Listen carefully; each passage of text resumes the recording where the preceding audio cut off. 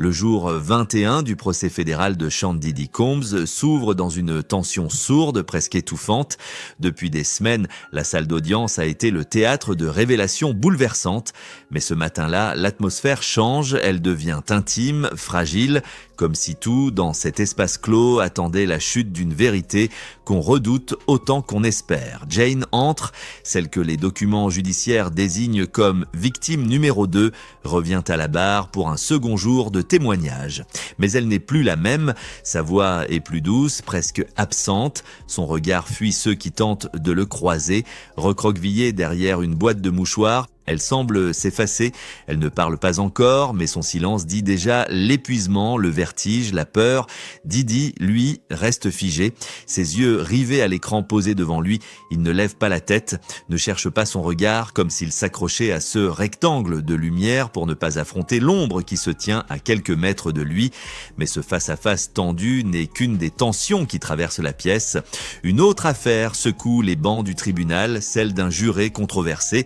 La veille, le gouvernement a discrètement déposé une requête sous scellé pour retirer l'un des membres du jury. Aucun détail public, aucune explication officielle, mais un fait trouble, la défense ne s'y oppose pas. Dans un procès aussi médiatisé, une telle absence d'objection ne passe pas inaperçue. Les avocats de Diddy réagissent vivement. Ils accusent le gouvernement de chercher à exclure un juré noir dans un jury où chaque profil est scruté, analysé, pesé. 4 jurés blancs, 2 hispaniques, 5 noirs, un asiatique. Et parmi les 6 suppléants, 2 noirs également. Alors pourquoi celui-là? Pourquoi maintenant? La juge promet une réponse avant la fin de la semaine, mais déjà les spéculations circulent dans les couloirs. On parle d'un passé dissimulé, d'un manque de transparence lors de la sélection, d'une omission stratégique. La procureure évoque un manque de franchise, une formule lourde de sous-entendus dans une affaire où chaque mot peut basculer un verdict. Et comme si ce tumulte ne suffisait pas, un autre nom surgit dans le dossier, un nom jusqu'ici resté dans l'ombre. Christina Coram, CNN confirme que le ministère public l'a officiellement désignée comme co-conspiratrice. Elle n'est pas inculpée, pas encore, mais son nom apparaît désormais dans plusieurs affaires civiles. Aux côtés de Sean Combs, cette désignation marque un tournant, ce n'est plus une rumeur, c'est un fait judiciaire. Interrogé, son avocat se mure dans le silence, aucun commentaire, aucune indication sur un éventuel témoignage à venir, aucune réponse à la question essentielle. Que sait-elle et que pourrait-elle révéler? Alors que la presse s'empare de cette nouvelle secousse, les regards reviennent vers Jane. Elle s'apprête à reprendre la parole, à replonger dans l'indicible. Encore une fois, lorsque Jane revient à la barre, la salle retient son souffle. Elle ne parle pas encore, mais déjà son corps en dit long. Son visage est fermé, sa voix, quand elle s'élève enfin, est à peine plus qu'un souffle. Elle semble avancer au bord d'un gouffre porté non plus par la colère, mais par la fatigue, l'usure d'avoir tout dit sans jamais être vraiment entendu. Face à elle, Marc Geragos, l'avocat de la défense, entame un contre-interrogatoire chirurgical. Il ne cherche pas la vérité, il cherche une faille, une contradiction, une brèche à ouvrir dans le récit de Jane pour en affaiblir l'impact. Il commence par les mots qu'elle a écrits, des messages qu'elle a envoyés à Diddy au fil de leur relation. « Je t'aime, merci pour cette nuit ». Tu es tout pour moi, des textos accompagnés de photos, de notes vocales, d'instants capturés dans l'intimité. Il les lit lentement, posément, comme pour les graver dans la mémoire des jurés. Jane ne nie rien. Oui, elle les a écrits, oui, elle les a envoyés. Mais elle explique ce qu'aucun écran ne montre, la peur de déplaire, la terreur d'être abandonnée, la conviction que pour rester aimée, il fallait se montrer parfaite. Même dans la soumission, chaque « je t'aime », dit-elle, était un geste de survie. Chaque mot doux, une tentative de rester en sécurité. Dans cette relation, elle n'osait pas dire non, alors elle écrivait ce qu'il voulait lire, parce que c'était plus simple, parce que c'était plus sûr. La défense insiste, peut-on à la fois écrire « c'était merveilleux » et dire qu'on a été contrainte? Peut-on clamer son amour et parler de peur? Jane ne cherche pas à convaincre, elle répond avec une sincérité désarmante, c'était une façade. Un mécanisme. Elle ne se débat pas, elle ne se justifie pas, elle raconte. Et puis, une nuit revient dans le récit, celle du Nouvel An 2022, 3 jours dans une suite d'hôtels, 3 hommes différents. 3 jours où Jane dit avoir perdu toute notion de choix. Elle ne donne pas de détails, elle n'en a pas besoin. Le silence entre ses phrases dit tout, une désorientation profonde, une mécanique d'effacement. Un corps présent mais une volonté absente. Quand elle sort de cet isolement, la réalité l'assomme. Didi s'affiche en vacances, souriant, rayonnant, entouré.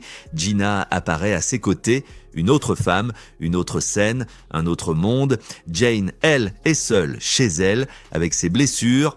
Elle lui écrit un long message, un cri retenu, chargé de douleur. « Tu m'as fait me sentir utilisée, je regrette tout. » Mais au lieu de fuir, elle tente une dernière prise, un sursaut de contrôle. Elle lui pose un ultimatum, s'il ne rentre pas, tout s'arrête. Plus de Saint-Valentin, plus d'avenir. Didi cède. Il revient. Jane planifie alors une nuit d'hôtel, une nuit différente, du moins en apparence. Cette fois, c'est elle qui choisit la chambre, la musique, les tenues. Elle décore, orchestre, organise. 2 entertainers sont conviés. Elle contrôle chaque détail, mais ce pouvoir est illusoire. Derrière chaque choix se cache une angoisse profonde, celle d'être abandonnée. Elle ne désire pas cette nuit, elle la met en scène pour mériter l'attention, pour rester visible aux yeux d'un homme qui la fragilise autant qu'il la fascine. Peu à peu, un schéma se dessine. Les fameuses Hotel Nights, comme ils les appelaient entre eux, avaient cessé d'être des moments d'intimité. Elles étaient avenues à un rituel codifié, une forme de contrat silencieux où chaque geste, chaque ambiance, chaque présence obéissait à une attente tacite. Jane organisait tout, les lumières, la musique, les tenues, même les pilules pour les partenaires, qu'elle allait chercher elle-même pour ne plus perdre de temps à les préparer. Tout devait être fluide, rapide, prévisible. Ce qu'elle faisait, elle ne le désirait pas, mais elle le faisait pour garder sa place, pour ne pas être effacée, pour exister encore aux yeux de Didi. Un prénom revient souvent dans les échanges, Paul, l'un des entraîneurs personnels de Didi. Jane ne l'a jamais vraiment choisi, mais parmi tous ceux qui tournaient dans ce théâtre nocturne, il représentait une forme de sécurité, une présence plus douce, moins agressive. Didi, lui, semblait le savoir. Dans un message, il lui écrit « On invite une entertainer » ou bien « Paul est libre ». Elle répond qu'elle préfère Paul. Il conclut « Paul, c'est tout ce qu'il nous faut ». Elle ne parle pas de plaisir, elle parle de soulagement, parce que ce n'était pas un inconnu, parce que c'était supportable, et dans une relation où elle ne contrôlait rien, même un détail supportable devenait une victoire. Mais ce semblant de stabilité se fissure à nouveau. Après une nuit d'hôtel, Jane publie une photo anodine sur les réseaux, un simple plat, mais les internautes devinent. Les indices laissent entendre qu'elle est avec Didi. Il s'énerve, il exige qu'elle retire la publication. Elle obéit. Le lendemain, c'est Gina qui poste une photo. Elle porte un collier identique à celui que Didi avait offert à Jane. 2 femmes, 2 bijoux assortis, un seul homme.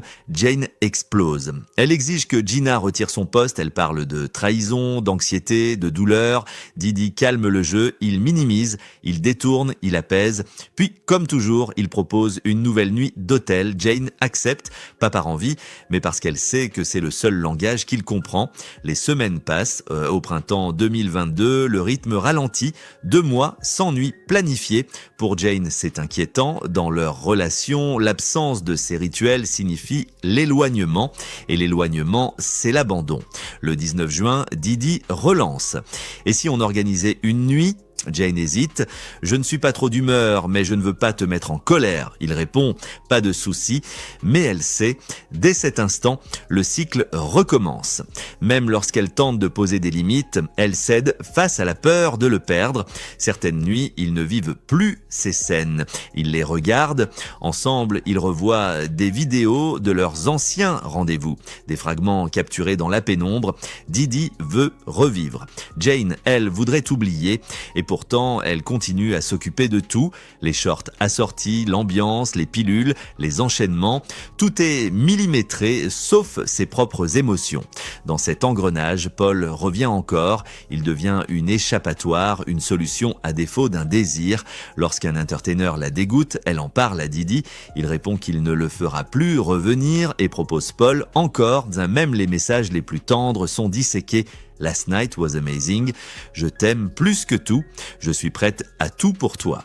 À la barre, Jane explique, j'écrivais ce qu'il voulait entendre. Ce n'était pas de l'amour libre, c'était un langage appris, une adaptation constante à un homme qu'elle n'osait plus contrarier. C'est ce qu'elle regrette le plus, pas d'avoir aimé Didi, mais qu'il ait su, qu'il ait compris qu'elle l'aimait assez pour tout accepter et qu'il en ait profité.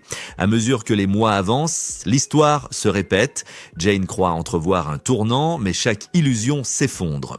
Un soir, elle croit que c'est elle qui mène la danse, elle organise une nuit spéciale, choisit les moindres détails, mais très vite, le masque tombe, Didi reprend le contrôle. À peine a-t-elle posé un pied dans l'avion pour les retrouvailles qu'il lui envoie déjà un lien, le profil d'un nouvel entertainer. Elle répond d'un pouce levé, un geste que la défense interprète comme un accord enthousiaste, mais Jane le corrige. C'était du sarcasme, une manière de dire « tu recommences » et effectivement tout recommence.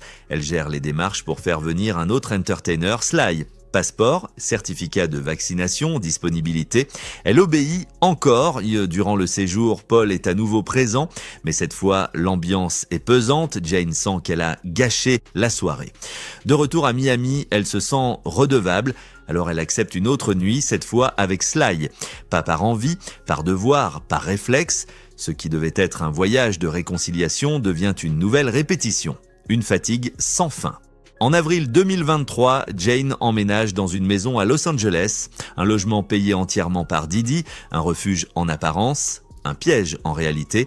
Là, elle envoie un message, lu à haute voix devant tout le tribunal. « Le fait que tu sois la raison de la joie de mon enfant, c'est une chose que je ne peux même pas expliquer. Je t'aime tellement, comme mon ami, mon amant, mon petit ami, même si tu n'aimes pas ce mot. » Elle pleure encore, mais différemment. Sa voix se brise sans éclat, comme une corde usée qui se rompt sans bruit. Didi, lui, ne bouge pas. Il reste rivé à son écran. Comme toujours, Geragos continue, méthodique. Il lit d'autres messages. « Tu es une bénédiction dans ma vie. Je n'ai jamais eu un homme qui prenne soin de moi comme tu le fais. » Mais Jane n'essaie même plus d'expliquer. Elle sait que ces mots ne sont pas ceux d'une femme libre. Ce sont ceux d'une femme prise au piège qui ne sait plus comment dire non sans perdre ce qu'elle croit encore être de l'amour. Le temps passe, rien ne change. Juin 2023. Didi est alitée après une opération. Les nuits d'hôtel s'interrompant un temps. Jane devient soignante, présente, silencieuse. Elle s'accroche à cette accalmie factice. Puis vient juillet et tout recommence. Ils organisent une nouvelle nuit. Jane lui écrit qu'elle a aimé passer du temps avec lui, mais elle précise « Je parle du moment, pas de ce que j'ai dû faire pour l'obtenir ». Un autre voyage suit, destination New York. Jane pense à un moment romantique, à une reconstruction, mais dans l'avion, elle reçoit le désormais familier lien d'un entertainer. Elle répond encore par ce pouce levé, une ironie muette. Elle arrive, elle subit et elle tombe malade. Covid, fièvre, solitude, isolement. Pendant ce temps, Didi s'envole pour Washington, souriant, radieux, entouré. Et pourtant, Jane continue d'écrire « J'aime te rendre heureux. Personne ne peut te comparer à moi. » Elle espère encore que peut-être il reconnaîtra tout ce qu'elle a donné, mais sa voix trahit le doute. Elle-même n'y croit plus vraiment. Une vidéo est diffusée au tribunal. Jane l'a filmée elle-même. On y voit Didi, détendu, lui parler d'intimité, de recentrage, d'éloignement du monde. Il l'embrasse. Il sourit, et dans un souffle, « Cassie a été l'un de mes plus grands amours. » Jane, derrière la caméra, ne répond pas. Mais à la barre, elle chancelle. Ce n'est pas une surprise, c'est une confirmation. Plus tard, Geragos évoque des lettres d'amour que Didi aurait écrites à Cassie pendant qu'il était avec Jane. Elle ne les a jamais vues, mais elle savait déjà, parce qu'elle l'a toujours senti, elle n'a jamais été la priorité. Seulement une variable, une alternative, et plus les femmes se succédaient, Gina, Cassie, Young Miami, plus Jane se réduisait, se pliait, supprimait ses désirs, juste pour mériter un fragment d'attention. Puis vient ce voyage avec Young Miami, les photos, les rires, les plages de Turks and Caicos, et Jane, seule, épuisée, dévastée. Elle écrit à Didi, sans détour, « C'est aussi douloureux qu'humiliant de te voir avec une autre alors que je me remets à peine d'avoir couché avec 3 hommes que je ne voulais pas. » Cette fois, elle s'éloigne, une vraie rupture, quelques semaines de silence, mais comme toujours, il revient, des messages, des regrets. « Je ne savais pas que j'allais perdre l'une de mes plus proches amies à cause d'un mensonge stupide. » Il lui propose un nouveau voyage, encore destination luxueuse. Même promesse, cette fois ce sera différent. Mais à peine dans l'avion, la mécanique reprend. Elle l'accepte, elle obéit, elle s'efface. Jane doit conclure son témoignage le lendemain. Elle a un vol international à prendre. Le juge lui accorde la possibilité de terminer avant son départ. Les noms des prochains témoins sont annoncés. André Lamas, Jonathan Pérez, Miss Sankar. Un témoin de synthèse est également prévu, sans doute lié au dossier Rico. La procureure prévoit de conclure d'ici mercredi ou vendredi. La défense reste silencieuse sur sa stratégie, mais à ce stade du procès, une chose est claire. Il ne s'agit plus seulement de faits, il s'agit d'ombres, de regards, d'émotions contradictoires, de cette ligne floue entre consentement et contrainte. Après 2 jours de témoignages, Jane n'a plus rien à offrir, sa voix est devenue un souffle, ses yeux restent rivés au sol et Didi, lui, continue de regarder ailleurs. Le rideau tombe sur ce 21e jour d'audience, mais dans l'esprit des jurés, la pièce, elle, ne fait que commencer. Merci d'avoir regardé la vidéo jusqu'au bout. Surtout, n'oubliez pas de la liker et de partager autour de vous pour nous encourager. À la prochaine!